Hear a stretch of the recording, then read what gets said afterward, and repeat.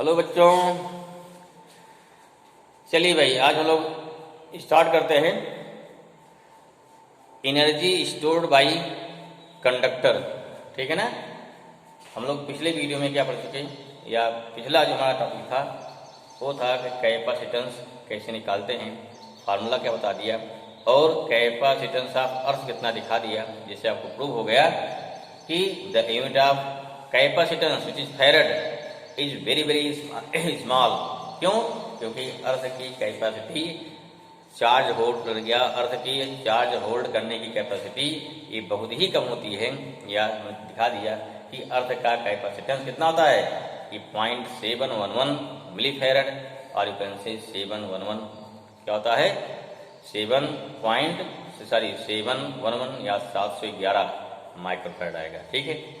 अब देखते हैं कि चार्ज कितना जो स्टोर होता है, तो कहीं चार्ज स्टोर होगा तो उससे क्या होता है, उससे हमारी एनर्जी स्टोर होती है। सिंपल देखो, सिंपल बात भाई, अगर मान लो कोई कंडक्टर यहाँ पे है, आप इस पर चार्ज भेज रहे हैं, पहला चार्ज क्यों गया,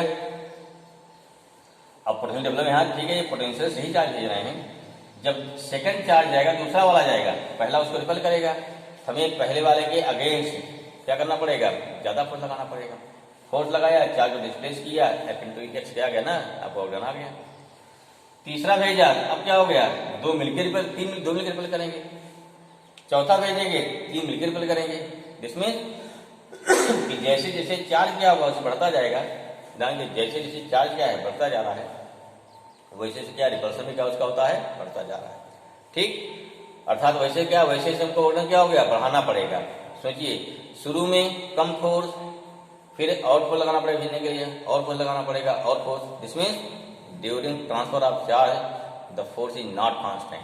क्या आएगा, जाहिर बात है, कहीं कहीं हमारा क्वेश्चन निकालने क्या आएगा, इसमें डिफरेंशियल इंटीग्रेशन आएगा। अगर फोर्स कांस्टेंट होता, ठीक है, क्या होता है, अगर फोर्स यहाँ पर कांस्टेंट होता तो उस कंडीशन में क्या होता है, सिंपल क्या लगते हैं हमें, W=Q×V करते, सिंपल, कोई दिक्कत नहीं है। W क्या होता है भाई, अरे W पढ़े हो ना, Q×V। इसी में क्या है, यहाँ इलेक्ट्रिक फील्ड में इलेक्ट्रिक फील्ड आएगी, इलेक्ट्रिक फील्ड आएगी, ध्यान दीजिए कि W क्या होता है, देखो सोचिए, Q×V हो गया। आप पढ़े हो E क्या होता है, V/D होता है। V क्या हो गया, E×D आ गया, अर्थात W क्या हो गया, Q, V का साथ क्या हो गया, ×D आ गया। D क्या डिस्टेंस है, याद है ना, डिस्टेंस V/L है। QE क्या है, फोर्स है, इंटू क्या होगा, D आ गया। फोर्स इंटू क्या होता है, फोर्स इंटू D क्या होता है, वर्टन होता है। क्लियर हुआ। इसके लिए अगर मान लिया, अगर चार्ज का अगर वर्टन हो रहा है, फोर्स इंटू डिस्प्लेसमेंट वहां भी हो रहा है। और हमने क्या बताया, अगर आपको किसी भी कंडक्टर पर चार्ज भेज रहे हैं, उसमें कांस्टेंट फोर्स नहीं है, क्या क्यों नहीं है, एज चार्ज इंक्रीजेज देन क्या है, फोर्स आपको यहाँ अगले नए चार्ज को भेजने के लिए हमको फोर्स ज्यादा लगाना पड़ेगा। तो during transfer of charge our force is not constant, certainly जहाँ पर फोर्स कांस्टेंट नहीं है, अगर वहाँ पर डबल निकालना है तो क्या करते हैं, F×dx, यहाँ dx आएगा भाई। यहाँ क्या है, चार्ज है, छोटा चार्ज बड़ा चार्ज, यहाँ dq आता है, क्या आता है, dq आता है। क्लियर हुआ, ठीक। क्यों करेंगे इंटीग्रेशन डिफरेंशिएशन। अब देखिए, जो हम एनर्जी चार्ज भेजेंगे, जितना ऑर्डर करेंगे, अब ऑर्डर क्या, ऑर्डर में एनर्जी हो गई। एनर्जी क्या है, energy is variable quantity, energy not constant. अगर आपकी एनर्जी नहीं कांस्टेंट है, दिस मींस व्हाट है, तो यहाँ पे तो एनर्जी कांस्टेंट हमारी क्या है, अगर मान लीजिए यहाँ भेज रहे हैं तो एनर्जी कहाँ जाएगी, सॉरी एनर्जी क्या है, एनर्जी कैन नॉट क्रिएटेड और डिस्ट्रॉयड। जो एनर्जी खर्च होगी, that amount of energy stored in form of potential energy at a conductor, कुछ इन्होंने energy stored by conductor during charging process, ठीक है ना। यही मेरा टॉपिक हो गया। नेक्स्ट टॉपिक क्या है, एनर्जी या पोटेंशियल एनर्जी कर लो। क्या हो गया, पोटेंशियल एनर्जी, पोटेंशियल एनर्जी, ठीक है ना, potential energy stored bye conductor, ठीक है ना, ड्यूरिंग क्या हो गया, ड्यूरिंग चार्जिंग, जो चार्ज कर रहे हैं आप ना। इसलिए वो लाजिम भी समझिए, ये नहीं उन्होंने फार्मूला रट लिया, काम खत्म, काम लगा हो गया, नहीं। हो क्या रहा है, कैसे हो रहा है, क्यों, अगर आपको प्रोसेस पता है तो जो न्यूमेरिकल बनेगा, जो कंसेप्चुअल क्वेश्चन बनेगा, वो क्या कर रहे हैं आजकल कंपटीशन में क्या करते हैं, इस चीज को न्यूमेरिकल नहीं देते हैं, तो आप उस न्यूमेरिकल को कंसेप्चुअल बना देते हैं। इससे क्या हो, आपको कंसेप्ट पता है तो उस एक लाइन में सवाल आपको सॉल्व हो जाएगा। ठीक, क्यों? क्योंकि वो किसी कंसेप्ट पे डिपेंड करता है। चलिए क्या हो गया, हाउ सेम हाउ डिफाइन, क्या हो गया, the amount of work done, क्या हो गया, the amount of work done, amount of work done to charging of capacitor, क्या हो गया, amount of work done to charging of conductor, to charging of conductor, ठीक है, conductor is stored in form of potential energy, potential work done क्या है, क्या की energy, ये कुछ नहीं है, इसलिए वर्क डन की काइनेटिक एनर्जी की पोटेंशियल सबकी एनर्जी सेम होती है। ठीक है, in form of potential energy is known as, which is known as potential energy, known as potential energy stored by conductor। ठीक है ना, क्योंकि डेफिनेशन होगी, डेफिनेशन बनाना सीखिए, इन्हीं का रटिए उसको, जो हो रहा है आपको उसी चीज को अपनी लैंग्वेज लिख देना है, लेकिन लैंग्वेज में अपनी वही चीज होनी चाहिए, अपनी भाषा नहीं जोड़ना, उसमें कोई अपना नियम नहीं जोड़ना। ध्यान रखिए क्या हो रहा है, हम चार्ज कर रहे हैं, वर्क डन कर रहे हैं, और वो वर्क डन क्या है, एनर्जी है, energy can not be created और destroyed, but this change one form to another form, this means this work done is stored at form of क्या हुआ, in form of potential energy. ठीक है, जब charge दोबारा कहीं भेजेगा तो जो एनर्जी स्टोर किया है उसी को क्या करेगा, उसी वापस करेगा। ठीक है भाई, सिंपली से हम खाना खाते हैं ना, एनर्जी स्टोर करते हैं, और जब वर्क करते हैं तो जो हमने एनर्जी स्टोर किया खाना खा के, उसी एनर्जी को बाहर निकालते हैं। ठीक है, अब जो खाना खाते हैं सारी एनर्जी क्या है भाई, कुछ एनर्जी हमारी बॉडी स्वयं ही इतना फंक्शन कर रही है, स्वयं ही क्या करती है, कुछ एनर्जी कुछ पार्ट स्वयं ले लेती है, बाकी जो पार्ट बचा आपने वर्क कर दिया तो आप ठीक ठाक रहेंगे। आप और नहीं कर रहे हैं, खाना खाए जा रहे हैं, तो एनर्जी स्टोर होती जा रही ना, जो एनर्जी स्टोर होगी तो सर्टेनली होगा, हाँ, पेट बाहर निकलेगा, हाँ, हाथ पैर फूलेगा, भाई कहाँ जाएगा एनर्जी, सारी रहेगी, निकलनी है इसको ना, अगर नहीं निकली तो अपना इफेक्ट दिखाएगी। ठीक है, ऐसे खाना खाने में जितना आप काम करेंगे उतने क्या है, स्मार्ट रहेंगे। ठीक है, चलिए क्लियर हुआ, चलिए निकालिए फॉर्मूला क्या हो गया, नेक्स्ट क्या हो जाएगा, एक्सप्रेशन क्या होगा इसका, व्हाट इज एक्सप्रेशन, फॉर्मूला निकालिए फट से। क्या करना भाई, कोई कंडक्टर नॉट ओनली स्फेरिकल, यही टाइप एनी टाइप, हमने कोई फिक्स नहीं किया है, किसी टाइम एट एनी इंस्टेंट, क्या है एट एनी इंस्टेंट, मतलब चार्ज इसमें क्या है, कुछ चार्ज दिया होगा, क्यू या कैपिटल क्यू कुछ दिया होगा, मतलब कैपिटल क्यू दिया, कुछ दिया होगा मतलब। ठीक है, अब क्यू चार्ज है, वोल्टेज कितना V हो गया, C क्या है इसका, कैपेसिटेंस है, देखो C तो क्या होगा, घटे बढ़ेगा नहीं, ध्यान रखिए, कैपेसिटेंस क्या है, सिंपल, व्हाट इज कैपेसिटेंस, किसी भी कंडक्टर की चार्ज होल्ड करने की कैपेसिटी, भाई कोई बाल्टी है तो उस बाल्टी है या ग्लास है, उस ग्लास की कैपेसिटी अगर अगर ग्लास की कैपेसिटी 1 पाव की है, 1 पाव जानते हो ना, 250 ग्राम, ठीक, तो अगर 1 पाव कैपेसिटी है तो उसमें उतना ही दूध या उतना ही पानी आएगा, या नहीं आएगा। सेम वे इस कंडक्टर की कैपेसिटी फिक्स है, अगर कैपेसिटेंस फिक्स है दिस कांट बी चेंज। हाँ, बी क्यू चेंज करोगे तो बी चेंज करोगे क्यू चेंज होगा, ये हो सकता है। क्लियर, तो एट एनी इंस्टेंट क्या है, वोल्टेज भी है। अब क्या करेंगे, पहले स्मॉल चार्ज देंगे, कितना चार्ज देंगे, स्मॉल चार्ज के डी क्यू दे दिया, क्या देंगे, डी क्यू से कितना वोल्टेज होगा ये निकालेंगे। फिर क्या मान लो हम स्मॉल क्यू, कुल चार्ज कितना हमारे पास, स्मॉल क्यू दे रहे हैं, पहले क्या था 0, अंतिम कितना क्यू हो गया, बढ़ते बढ़ते बढ़ते बढ़ते क्यू हो गया, जैसे चार्ज बढ़ेगा वैसे वोल्टेज बढ़ेगा। ठीक, तो हमें कितना बढ़ते बढ़ते कितना बढ़ा वो निकाल देना है, सिंपल लॉजिक है। चलो मानेंगे लेट अ कंडक्टर क्या फिक्स है, व्हिच हैव कैपेसिटेंस कितना फिक्स है ना, कैपेसिटेंस इज सी। यहाँ कंडक्टर का शेप नहीं दिया है, यहाँ तो कहीं शेप बात नहीं कर रहा है यहाँ पे, ठीक, कैसा भी शेप होता है, ठीक है, सी कंडक्टर क्या हो गया, कैपेसिटर का कैपेसिटेंस सी एंड क्या हो गया, and at any instant charge कितना हो गया, चार्ज इज क्यू, चार्ज कितना क्यू है, देयरफॉर पोटेंशियल कितना हो जाएगा, देयरफॉर इलेक्ट्रिक पोटेंशियल कितना हो जाएगा भाई, निकाले थे V इक्वल टू कितना हो गया, ध्यान बच्चों को फार्मूला रहे Q इक्वल टू CV होता है, कहीं नोट कर लो इसको, क्या होता है Q इक्वल टू CV होता है, हम याद है C इक्वल टू क्या हो गया, Q अपान V आएगा, जानते हो ना, कितना हो जाएगा, V है तो V इक्वल टू कितना आएगा, ये आएगा Q अपान C, नंबर 1 क्या आ गया, V इक्वल टू क्या, Q अपान C आ जाएगा। ठीक है, अब क्या करना देखिए, Q चार्ज पे इतना वोल्टेज दे दिया है, हम क्या करें, हम निकालें कि स्मॉल dq चार्ज देने में कितना आपका वोल्टन होगा। पहले क्या निकालते हैं, नीचे लिखे देयरफॉर द अमाउंट ऑफ वोल्टन क्या आ जाएगा, therefore the amount of work done,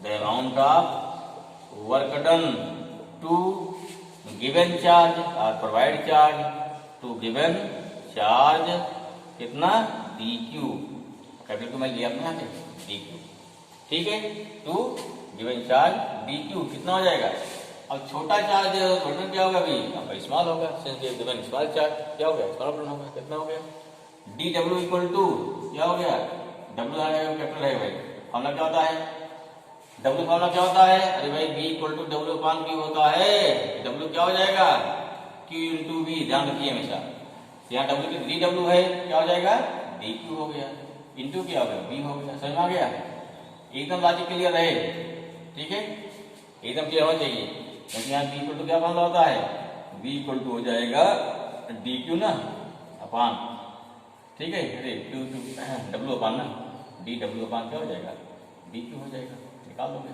into कर दो, ठीक है, चलिए समझ में आ गया, थोड़ी वैल्यू ऑफ v, dw कितना हो गया, v वैल्यू कितनी हमारी है, q अपान c है, निकाले यहाँ से, इंटू dq हो गया। अब क्या निकालना, अब निकालना टोटल, निकालना क्या निकालना है, उनको निकालना कुल कितना आपका टोटल अमाउंट ऑफ वोल्टन निकालना है, क्या निकालना है, टोटल निकालिए, चलिए निकालते हैं, कितना हो गया, इतना समझ में आ गया ना, ठीक है, कितना हो जाएगा फिर,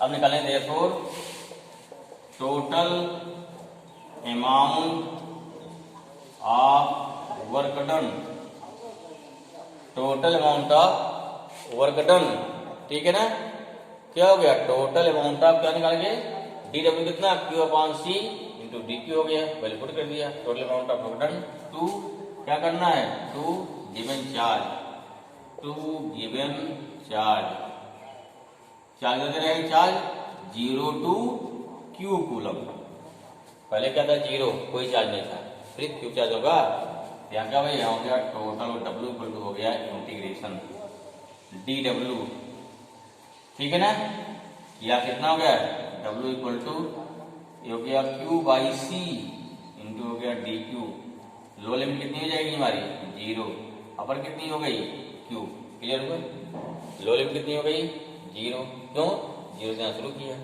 अपर कितना हो गया, मैक्सिमम चार्ज कितना हो गया q, यहाँ मैं सोचो कि स्मॉल कुछ छोटा है, बड़ा क्यों नहीं, क्वांटिटी है ना, हम बड़े भाई कैपिटल को छोटी क्वांटिटी मान लिया, चलेगा, समझ में आया, चलिए याद रखो क्यू क्या वेरिएबल है, सी बाहर निकालिए, जो चीज डी के साथ होती है यदि वेरिएबल ध्यान रखिए हमेशा, 0 से क्यू हो जाएगा, यहाँ क्यू क्या हो गया, यहाँ हो गया क्यू डी क्यू आ गया ना, क्यू पावर 1 है, मतलब क्या हो गया एक्स डी एक्स, क्या हो जाएगा, मानना पड़ेगा ना, integration x power n d x क्या आता है, खाना पड़ेगा भाई ना कि x power n d x, x power क्या होता है एन प्लस 1 अपान कितना हो गया, सामना पड़ेगा, यहाँ क्यू पावर कितना 1 है ना, अगर 1 है कितना हो जाएगा, ये हो गया 1 अपान सी इंटू हो गया क्यू पावर 1 प्लस 1 2 अपान क्या 1 प्लस 1 हो गया 0 से स्मॉल क्यू, ये डब्ल्यू आ गया, ठीक है ना, यहाँ लिखेंगे इम्प्लाइज दैट, इसको लिख लीजिएगा, ठीक है, मिटाएं इसको, समझ आ रहा है, चलिए भाई कितना आ जाएगा 1 अपान सी, कितना हो गया क्यू स्क्वायर अपान 2 आ जाएगा, 0 से क्यू आ गया, क्या करेंगे, एक बार लिखेंगे अपर लिमिट 1/2 बाहर निकाल लो, एक बार लिखेंगे अपर लिमिट माइनस क्या होगा लोअर लिमिट। कैपिटल क्वेश्चन क्या लिखा, एक बार स्मॉल क्यू लिखा, एक बार क्या लिखा 0 लिखा। कितना है डब्लू, डब्लू आ गया Q²/2C। कितना आया Q²/2C। क्लियर हुआ, वेरी गुड है। अब देखिए सिंस क्या है देयरफॉर निकालेंगे, देयरफॉर इलेक्ट्रिक पोटेंशियल निकालना, इलेक्ट्रिक पोटेंशियल एनर्जी निकालना भी फॉर्मूला क्या होगा यू से, यही आपका वर्डन क्या है, this amount of वर्डन is electric potential energy और इक्वल टू कितना हो गया Q²/2C। दिस इज फर्स्ट, पहला फॉर्मूला आ गया। एक और क्वेश्चन, पहला और दूसरा देखो चेक करो, ठीक है पहला पहले मान चुके हैं तो दूसरा मान लेते भाई। This is the second equation, समझ में आ गया। पहले को पहला फॉर्मूला है, एक फॉर्मूला देखो और देखो दूसरा फॉर्मूला क्या होता है, क्या इसको हो गया, लिख लिया, नोट कर लिया, चलिए अच्छी बात है, ठीक है मिटा दिया। अब देखो इसी में और बढ़िया आगे क्या होता है, since particular Q equal to CV, अगर Q दिया C दिया किसको लगा देंगे, Q बोले क्या CV दिया तब क्या हो जाएगा, तो तब क्या गया देयरफॉर U इक्वल टू क्या हो जाएगा, यहाँ गया CV का होल स्क्वायर अपान हो गया 2C, या कितना हो गया C²V² अपान हो गया 2C, C कट जाएगा, C इक्वल टू कितना आ गया, C इक्वल टू आ गया 1/, ना C नहीं U इक्वल टू कितना आ गया हाफ CV² आया। वेरी इंपॉर्टेंट फार्मूला है, बहुत लगता है न्यूमेरिकल में ये फार्मूला हाफ CV² बहुत यूज होता है। क्लियर हुआ, चलिए बहुत बढ़िया, अच्छी बात है भाई। और देखो तीन वेरिएबल यहाँ पे हैं, क्या है, Q है, C है, B है। हमारा QC रिलेशन आ गया, CV का आ गया, एक रिलेशन और क्या बच रहा है, QB बच रहा है, QB का चेंज कर दो। सिंस फिर क्या हो गया, अगेन लिख लो, क्या होता है लिखिए, अगेन क्या होता है, since C equal to Q/V होता है ना, बिल्कुल कर दो वहां पे, देयरफॉर U इक्वल टू हो गया हाफ इंटू हो जाएगा Q/V इंटू V² होगा, यहाँ B से B² कट जाएगा, तो इक्वल टू कितना आ गया, हाफ इंटू QB आ गया, नंबर 4 आ गया। इसका क्या, इसका से तीन फार्मूले इसके हैं, कितने फार्मूले हैं, तीन फार्मूले हैं। देयरफॉर क्या, देयरफॉर U इक्वल टू कितना हो गया, हाफ QB पहला फार्मूला हो गया, हाफ क्या हो गया Q²/C दूसरा फार्मूला हो गया, हाफ QB², ये तीसरा फार्मूला हो गया, ठीक है ना, तीन फार्मूले इसके हैं। क्लियर हो गया, तीनों नंबर का आता है, क्वेश्चन ध्यान पढ़िए, कहीं नहीं दिखाएगा, कहीं निकालना है, find the energy of conductor simply confined. चलिए क्वेश्चन देखो, इसमें होता है जो पूछा जाता है क्या, अच्छा क्वेश्चन है, सिंपल है। अगर कोई देखिए जब हम किसी कंडक्टर को अगर चार्ज कर रहे हैं तो यहाँ से क्या Q चार्ज देंगे, जो सोर्स हमारा है ना, ये Q चार्ज प्रोवाइड किया, इस पर क्या वोल्टेज था, V वोल्टेज था, अर्थात इसने Q चार्ज दिया V वोल्ट पे, कुल कितनी एनर्जी के पास हो गई, आपका W इक्वल टू QB होता ना, QB होता है, एनर्जी कितनी दिया QB, नहीं पहुंची कितनी, स्टोर कितनी हो रही है, half QB, half CV²। Question पूछाता है बाकी हाफ QB गई कहाँ, हाफ QB गई कहाँ, जिससे क्वेश्चन नोट नहीं फट से। क्वेश्चन क्या बन गया, हमारा क्वेश्चन बन गया during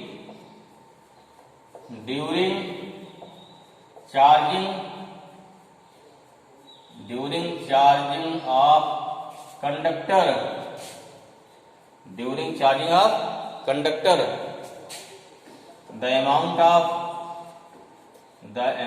of energy given by source is QB at potential या 8 वोल्टेज, 8 वोल्टेज कितना हो गया V, but the amount of stored energy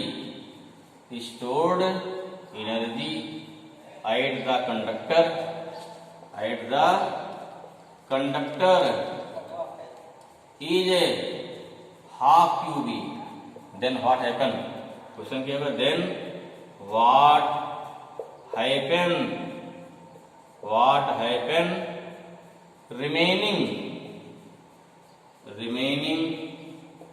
half QB energy. बहुत इस तरह की कंसेप्चुअल पूछ लिया जाता है एनर्जी, ठीक है ना। क्या होती है भाई ये क्या होती है?